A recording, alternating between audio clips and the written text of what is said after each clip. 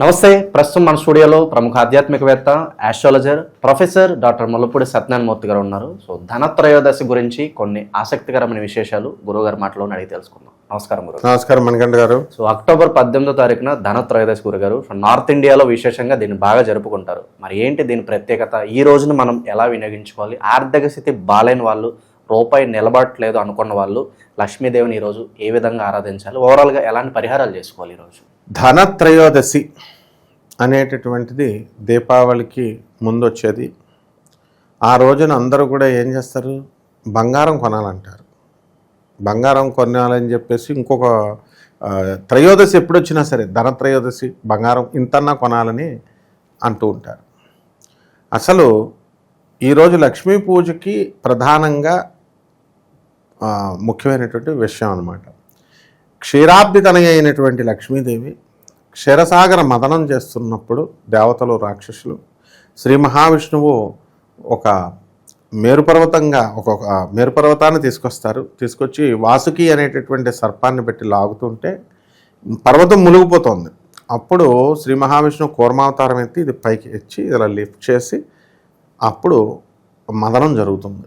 ఆ క్షీరసాగర మదనం జరుగుతున్నప్పుడు పాలసముద్రంలో ఎవరు పుట్టారు? మహాలక్ష్మీదేవి పుట్టింది. ఈ రోజునే అన్నమాట. దాన్నే ధనత్రయోదశి అంటారు. అంటే మనం లక్ష్మీదేవి పుట్టకముందు క్రీచర్స్ అన్నీ పుట్టినాయి. విషం వచ్చింది, కామధేను వచ్చింది, కల్పవృక్షం వచ్చింది. ఇదంతా పురాణ కథ కింద మన వాళ్ళంతా చెప్తూ ఉంటారు.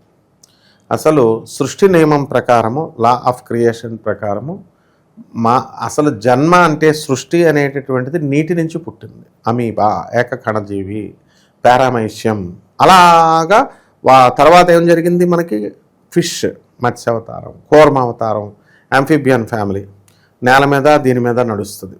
ఆ తర్వాత మనకి వరాహ అవతారం, భూమి మీద నడిచేది. ఆ తర్వాత వచ్చేటటువంటిది డైరెక్ట్గా హైబ్రిడ్, ఒక డాంకీ అండ్ ఒక ఇది పుట్టారనుకోండి, ఒక గాడిద ఒక గుర్రము కలిస్తే కంచర గాడిద పుట్టింది, మ్యూల్ అంటాం. డాంకీ అండ్ హార్స్ని చేస్తే అంటే హైబ్రిడ్ అనేటటువంటిది ఈ సృష్టిలో ఉంది. అలా నరసింహ అవతారం, మనిషికి సింహానికి మధ్య జరిగినటువంటి హైబ్రిడ్ జన్మ నరసింహ అవతారం. ఆ తర్వాత మల్టీ సెల్యులార్గా మారి మానవుడిగా పుట్టి లిల్లీ పుట్టుగా పుడతాడు, వామన అవతారం. అంటే దీన్ని ఆరిజిన్, ఆ తర్వాత ఇంకంతా ఎవల్యూషన్ ఉంటుంది.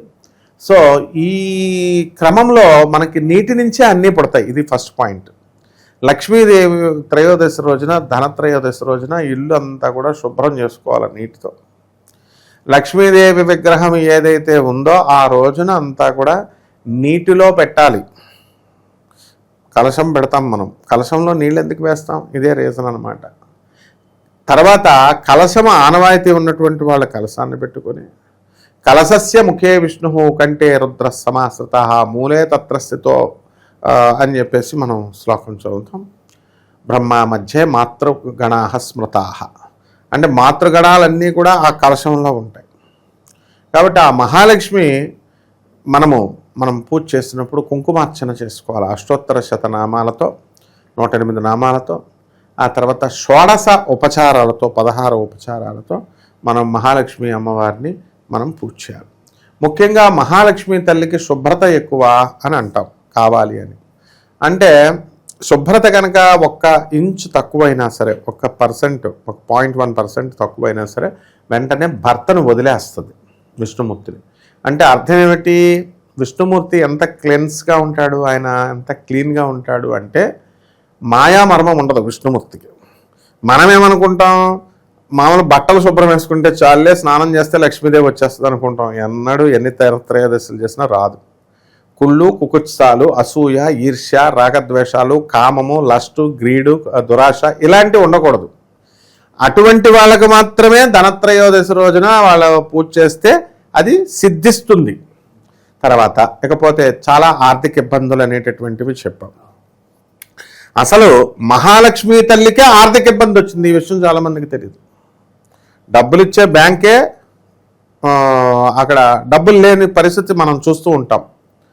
సో ఎలా వచ్చింది అంటే శ్రీకృష్ణ పరమాత్మ కుచేలుడికి సేవలు చేయించి ఆయన దగ్గర ఉన్నటువంటి ఒక గుప్పెడు అటుకులు తింటాడు.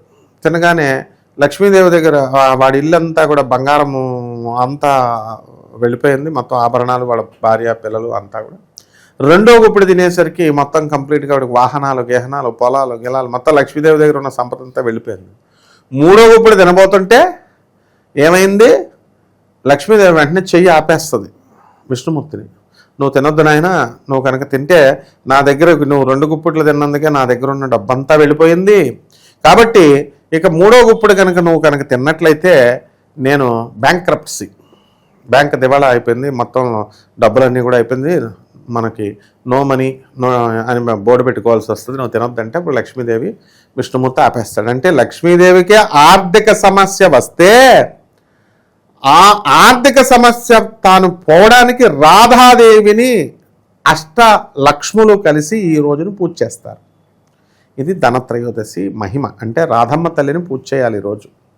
సో రాధమ్మ తల్లి అంటే ఆదిపరాశక్తి, మహాలక్ష్మి అంశ, మహాలక్ష్మే రాధమ్మ, మహాలక్ష్మే రుక్మిణి, మహాలక్ష్మే అష్టలక్ష్ములన్నీ కూడా. బట్ అక్కడ ఈ రోజున పూజ చేసింది ఎవరినండి? రాధమ్మ తల్లిని పూజ చేసింది. అలాగే ఈ యొక్క అలక్ష్మి అంటే ఎవరు? జ్యేష్ఠాదేవి, జ్యేష్ఠాలక్ష్మి, లక్ష్మీదేవి యొక్క అక్క. ఆమె ఈ క్షీరసాగర మదనం జరుగుతున్నప్పుడు మహాలక్ష్మీదేవి వచ్చింది. మహాలక్ష్మీదేవి వచ్చి భర్త కింద సెలెక్ట్ చేసుకుంటుంది. ఎవరిని సెలెక్ట్ చేసుకుంది? విష్ణుమూర్తిని సెలెక్ట్ చేసుకుంది. విష్ణుమూర్తి మెడలో ఇలా దండేస్తుంది. కాళ్ళకి దండం పెట్టబోతుంటే మొట్టమొదట లక్ష్మీదేవి యొక్క నీడ వెళ్ళి ముందు విష్ణుమూర్తి కాళ్ళకి దండం పెట్టేసింది. అంటే ఆ నీడే జ్యేష్ఠాదేవి, అలక్ష్మి అంటే దరిద్ర దేవత అంటాం. అందువల్ల మొట్టమొదటి వివాహం చేసుకున్నాను నేను, నువ్వు కాదు, నువ్వు సెకండ్ భార్యవి అని చెప్పి మా పాతాళ లోకానికి పంపించేస్తాడు విష్ణుమూర్తి. గొడవ పడుతుంటే వెళ్ళి అక్కడ తపస్సు చేసుకోవాలి. అది జరిగింది ఎప్పుడు? ఈ క్షరాబ్ది ఈ రోజునే, ధనత్రయోదశి రోజునే. ఆ తర్వాత అక్కడ పాతాళ లోకంలో తపస్సు చేసుకుంటుంటే కొన్ని వేల సంవత్సరాలు తపస్సు చేసిన తర్వాత ద్వాపర యుగం వచ్చేసింది.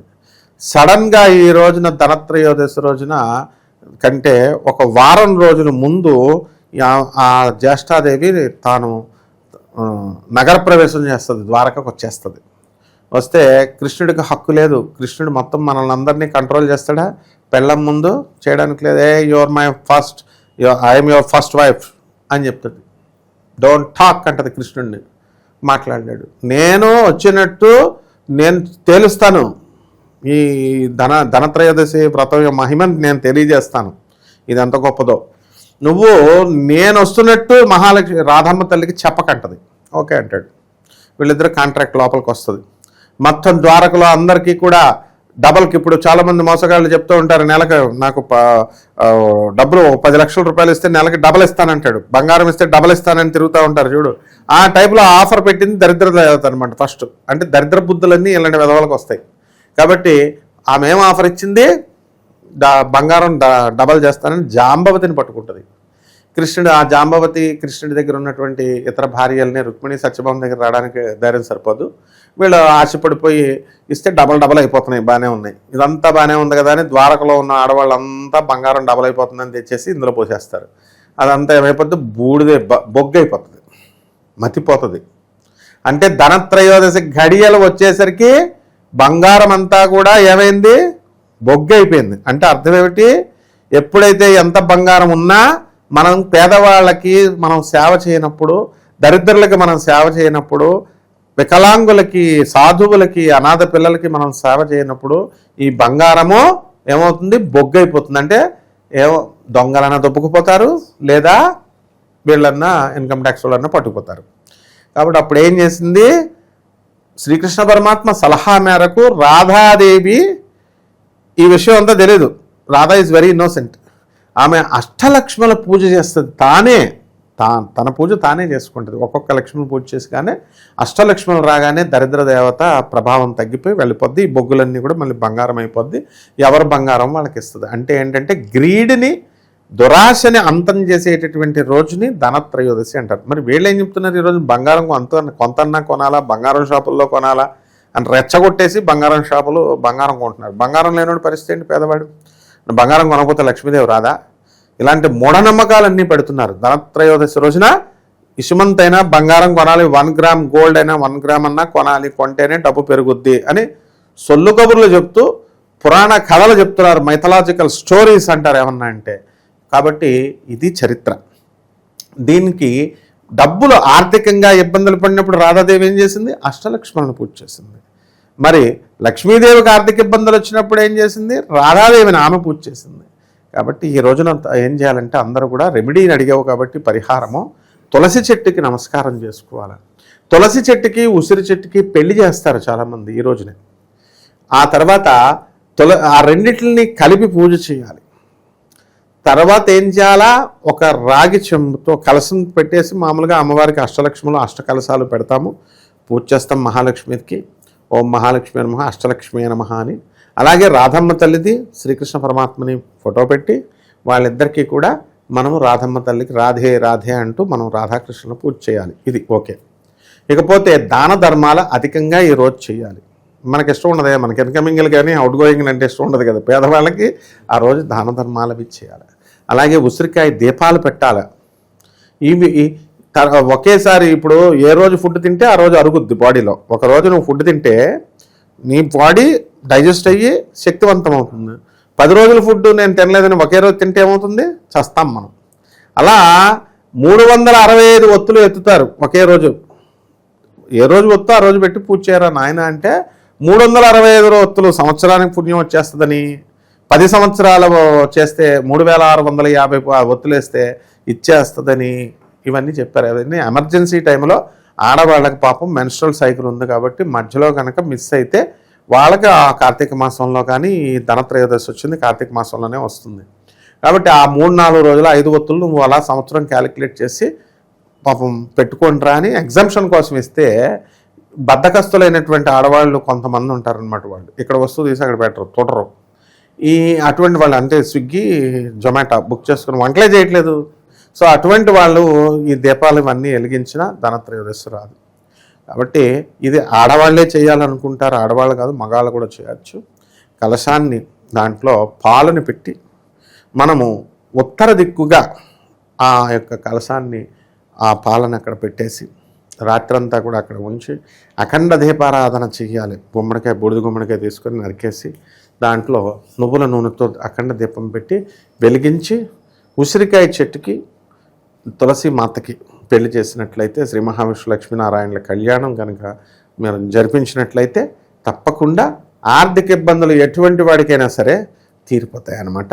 ఇది నా మాట కాదు, ఇది మహాలక్ష్మి మాట, సీతా మహాలక్ష్మి మాట ఇది. సో ధనత్రయోదశి గురించి ఎన్నో అద్భుతమైన విశేషాలు మాకు ఈరోజు తెలియజేశారు గురుగారు. ధన్యవాదాలు. ధన్యవాదాలు.